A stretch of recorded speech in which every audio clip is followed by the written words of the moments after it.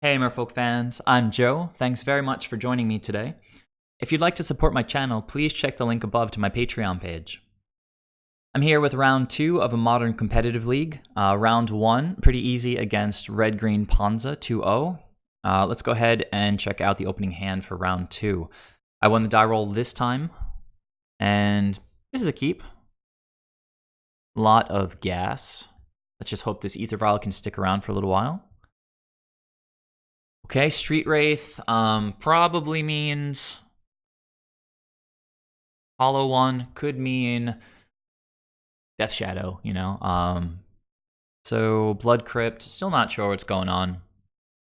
Okay, so Faithless Looting, at this point, they have cycled once, and now they're going to discard twice, so that's going to reduce the cost of Hollow One by 6. Let's check out their graveyard here. So we see the Faithless Looting, of course. They had a Flamewake Phoenix to toss in the bin, so that's value.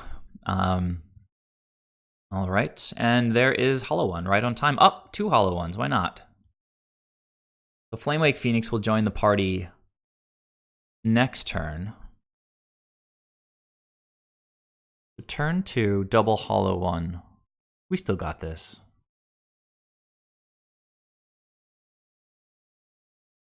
Okay, Scalding Tarn. If all they have to do this turn is bring in another 2 points of damage to the battlefield, not that worried. So this is potentially sort of a teaching opportunity. There are situations where you do want to chump block. We've got infinite card value in our hands. You know, with Lords making everything huge. Harbinger slowing them down. Silvergill just drawing us more cards, hopefully into lands at some point. So you can trade cards sometimes for life total, which translates into extra turns, basically. So I'm going to hope I can just chump one of these Hollow Ones. If he had a Bolt, it would be smart to hit the Cursecatcher because then he pushes 4 damage, whereas the Bolt can only do 3 damage. But it looks like I get to do my chump. I'm still at 14 life. Opponent's at 16. We're both pretty aggressive decks, so not too dissimilar development so far, as long as I draw a land here. And I do.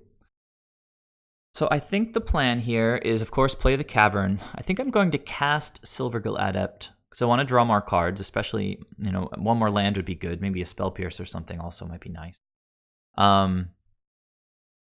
And reveal one of the Lords, making the opponent think we're just waiting to vial in a Lord, when really we're just going to vial in Harbinger. It gives us the opportunity to double block a Hollow One, but we also need to develop some pressure ourselves.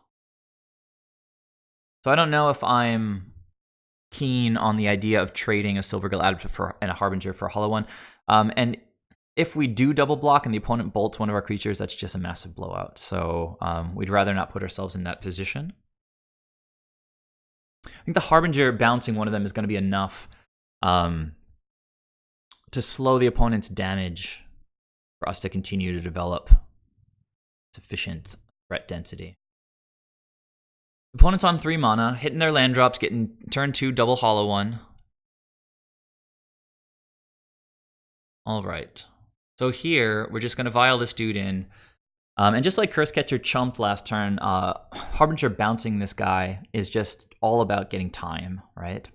A big part of the strategy of our deck is making advantage or creating advantage in the first few turns around time, right? Like Cursecatcher slows the opponent's spells down. Harbinger slows their creatures down. AEther Vial speeds our creatures up. So let's go ahead and bounce this guy. And as I mentioned, the blowout potential is just too great if we double block. So taking 6 is okay here. I'm going to go down to 8.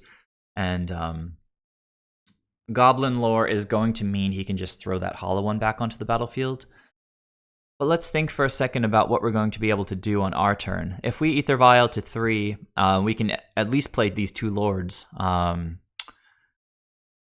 bringing +3 to all of our creatures' power and toughness. The opponent is thinking quite a lot here. Not quite sure what's going on. Okay, so there it is. Second hollow one returns to the battlefield right away. Goblin lore right on time. Let's see. They mentioned we're definitely going to take this AEther Vial up. Another land is not what I wanted to see. I think Cursecatcher would have been good.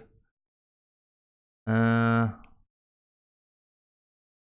so not too much to think about. Let's get this Wanderwine Hub out. I think I revealed Reejerey since I'm about to just drop that guy right now. And then I'll play out a Lord and untap a land. Just waiting for the opponent to bolt the Reejerey. If he was going to do it, he probably would have done it already. And yeah, here's another Lord, and this time we're just going to tap his hollow one.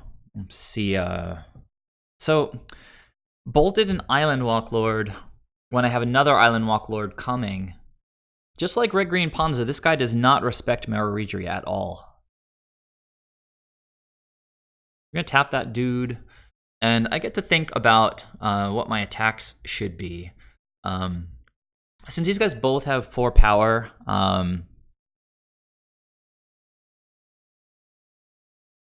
it probably would be smart to attack with the Silvergill Adept, because if he wants to bolt something, he could bolt. In the end, I didn't think it really mattered, because he's going to bolt something, he's going to bolt one of the Lords, right? So just get in with the Harbinger, leave back Silvergill Adept to potentially trade with one of these hollow ones. All right, so the opponent has nothing better to do with his mana for the turn than to flashback Faithless Looting. You can see what he discards. Oh, 2 Bloodghasts. They are going to have haste. Opponent is on 3 cards.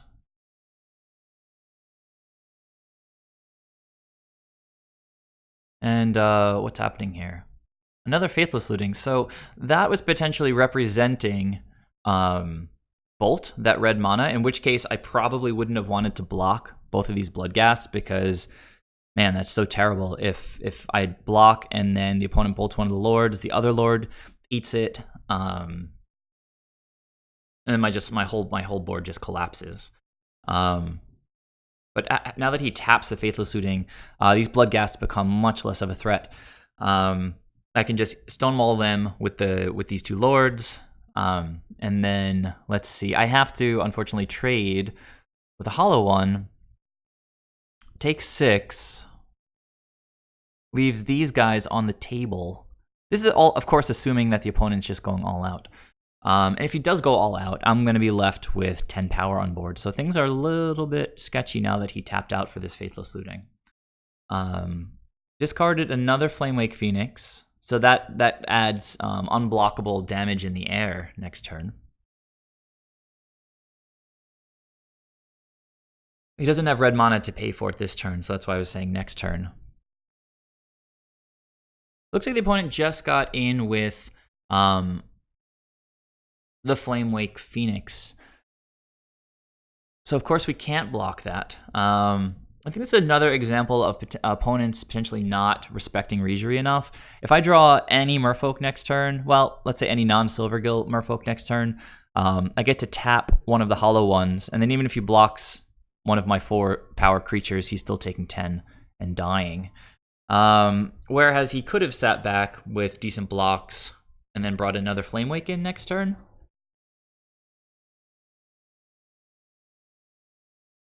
So we drew another Merfolk, and that's pretty much all it was going to take. It didn't have to be a Lord, but we can just tap one of his hollow ones, and way more than enough power to win.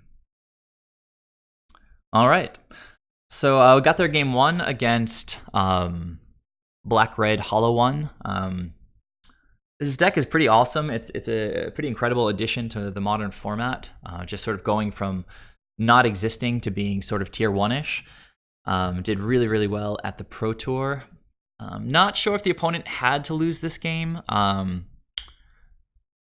But yeah, I've come to feel much, much better in the matchup. I don't know if it's just because I'm playing against relatively inexperienced opponents, but post-board, we have plenty of game against this deck. And I'm still developing my strategy, so please let me know any tips and tricks that you have against this deck.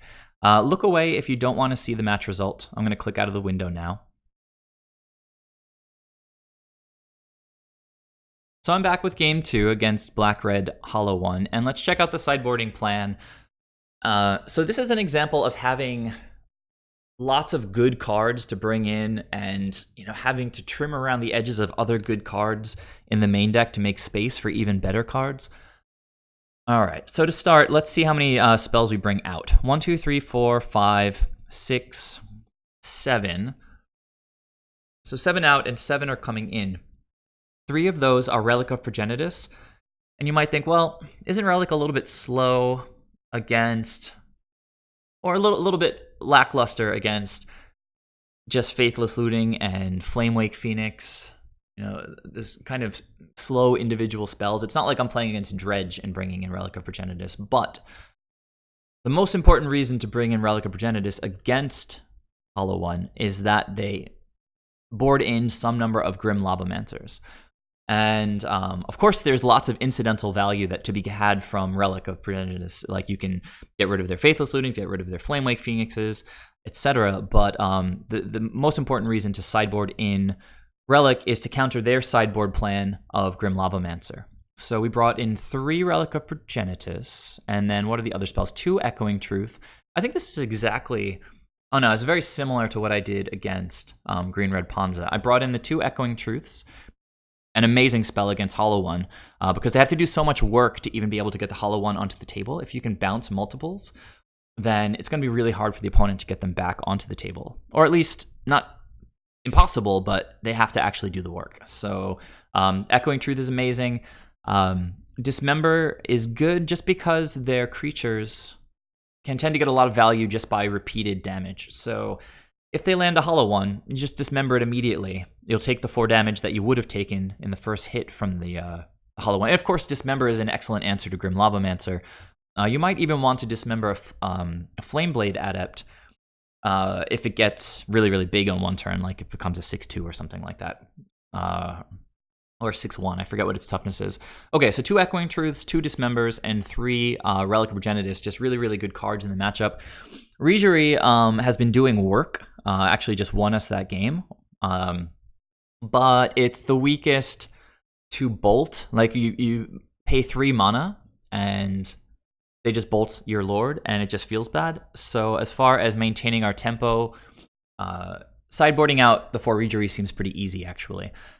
Cursecatchers are excellent because they can counter, like, Goblin Lore and Burning Inquiry or whatever that card is called, and Faithless Looting in the early game. But all of those spells that I brought in are more important, and all of our other spells are really, really good, like Silvergill, Harbinger, Island Walk Lords. Master of Waves is absurd because they don't really do trample, and they only have 2/2 flyers. So if we land a Master of Waves, it's pretty much game over typically. All right, so trimmed 4 of those, 1 Cursecatcher, 1 Master of Waves, and 1 Kira. Now, again, I'm taking out good cards to make room for slightly better cards. I still have 1 Kira in post-board. Now, they don't have a ton of removal. They have to do their own beatdown plan. They're not like a control deck where 2 Kiras is going to be excellent. So I still got 1 Kira, took 1 out to make space for better spells. Again, let me know if you guys have any tech against this deck that I haven't thought of. The opponent's going to be on the play this time, and this is a beautiful hand. The opponent mulligan to 6, and I guess I should check what they do with their mulligan. All right, they kept the card on top, and yeah, let's see how game 2 goes. So Faithless Looting, not amazing because it can't reduce the cost of Hollow 1 enough by itself. And there's a Bloodghast and a Flamewake Phoenix, so a lot of value on turn 1 in the graveyard. We've got double Relic to start chipping away at that.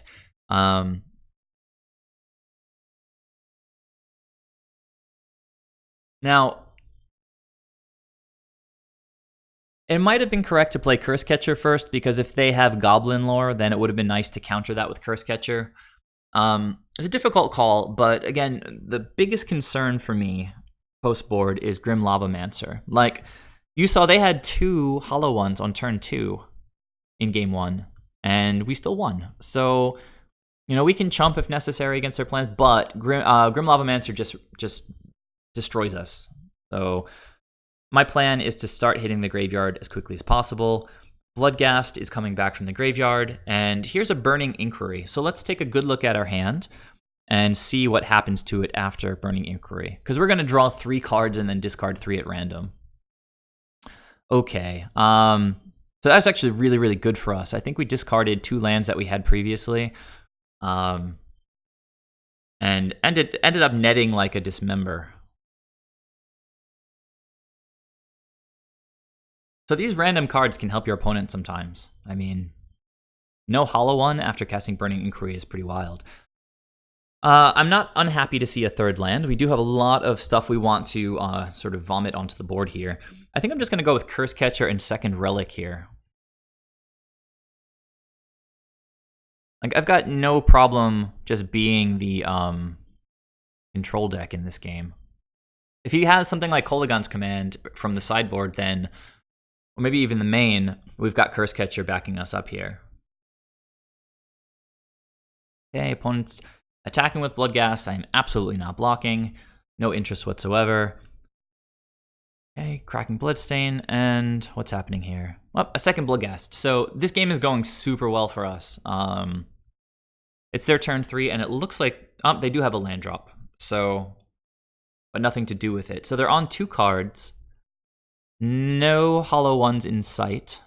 Just a couple of silly Bloodghasts. One of them being Hardcast. All right. So what's the plan now?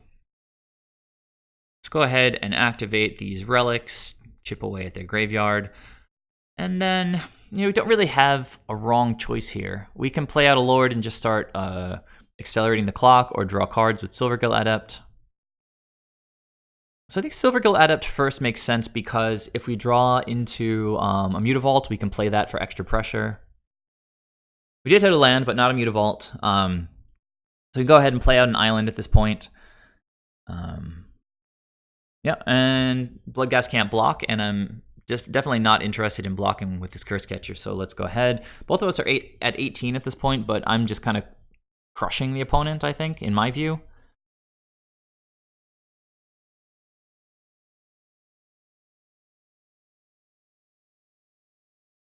All right, 18, 14, and no plays. 3 cards in hand. I'm going to cycle one of my relics, and that was an excellent cycle right there. So rather than tap out, I can play out Lords and get a ton of devotion. Now, one thing that I forgot about when jamming these 2 Lords like this is that Hollow One plays Big Game Hunter. So if I have a bunch of Lords, then Big Game Hunter makes sort of Silvergill and Master of Waves online. Bolting Cursecatcher, what is he going to go for by bolting Cursecatcher? Got rid of the bolt with the relic, and we can crack in for 4 here. Our 1 Silvergill doing as much as the opponent's 2 Bloodghast. So they cycle a Street Wraith. They're still on 3 cards. Now, there's no reason at all for me to block here. It would be a one-sided board wipe if I block with my 2 Masters and then he bolts one of them, or even Collective Brutality in the 2nd main phase. We just take 4. And what are we seeing here? Oh, there is a Big Game Hunter. Fortunately, it's just going to hit a Silvergill Adept. So that's not really a big deal. He's just committing a 1/1 to the board to kill my Silvergill Adept. I already got a card for Silvergill Adept, so we're still pretty far ahead. So we have a lot of live draws here. Could have hit a Spreading Seas. But we hit probably our best draw, Master of Waves. So let's go ahead and exile that Street Wraith and then just play a land and jam Master of Waves. Well, many times I just rushed ahead to the combat step here. Many times I'll play Master of Waves pre-combat here, because if I go to combat and the opponent bolts one of my Lords, I guess, the thing is, if they're going to bolt a Lord this turn, they would have bolted it in response to Master of Waves, so it's sort of 6/2 dozen, doesn't really matter. But there are situations where a creature can get dealt with in combat. For example, like Blessed Alliance can make you sack a creature in combat when they couldn't have done it during your main phase. So if you want a lot of tokens, it's often best to play Master of Waves in your first main. Opponent's down to 6. are going to play this land and then play out Master of Waves. We've got Dismember up. And you know, I was actually thinking when I played this Master of Waves, having been reminded by the opponent that they played Big Game Hunter, that I've got this Dismember in hand. And if I really want to, I can Dismember one of my own lords to save the Master of Waves. It seems like it would be a good play because if he goes for another Big Game Hunter, then I can just jam another Master of Waves and make all these elementals gigantic. Whereas if I let the Master of Waves die, then I'm just back in the spot where I'm casting another Master of Waves doing exactly the same as what this guy did. Alright, so the opponent goes and draws and actually does have a second Big Game Hunter. So in response to that, I'm just going to kill one of my lords. There's no 4-power creature, so the opponent just played a 1/1 vanilla card for the same price as Liliana of the Veil. Opponent's going to get in with the Bloodghast. It's smart because they can't block anyway. And I'm just going to throw some elementals in front of it. I don't want to die to a lightning bolt right now. And yeah, the opponent's left with 2 1/1s. These Bloodghast died, and they're going to come back, but again, they can't block. So let's see. Spreading Seas is lethal because we push 3, and then one of these guys gets in around the edge. That's 5. Let's see. If I play the Master of Waves, is it lethal by themselves? They can block. Yeah, I think we're doing pretty well, especially if the opponent taps out. Okay, well, they put a creature on the board, so that gives them a block at least. One of these options is better than the other. All right, and so at this point, let's go ahead and get rid of the Bloodstained Mire, because why not? The opponent just scooped. I was still doing a little bit of combat math, but they were dead because they've got 3 blockers. If they block my 3 elementals, then they die to the 5 damage over here. All right, so 2-0 against Black-Red Hollow One. Again, please let me know your thoughts on the matchup because, you know, it's still a new deck. I've played against it a whole bunch of times, but not enough times to remember that they played Big Game Hunter from the sideboard. I don't even know if this is great against Merfolk. It's a little bit weird because a lot of times we just win with 3/3s and 3/2s on the board. He did get to kill a Silvergill with one of them and then totally whiffed with another, so it doesn't seem great. Relics, what did the Relic get rid of this game? I don't think it really did a ton of work. They didn't really have a 4-power creature to trigger Flamewake Phoenix, so that wasn't a big deal. Yeah, but again, Relic of Progenitus comes in specifically to fight against their sideboard tech of Grim Lavamancer. So it's really, really important because Lavamancer can just, you know, win a game single-handedly. All right, so thanks for watching. Please subscribe if you haven't already. Please check out my Patreon page. Leave any questions or comments you have down below. And join me in the next video for round 3 of this Modern Competitive League. I'm currently at 2-0, doing pretty well. I'll see you there. Bye.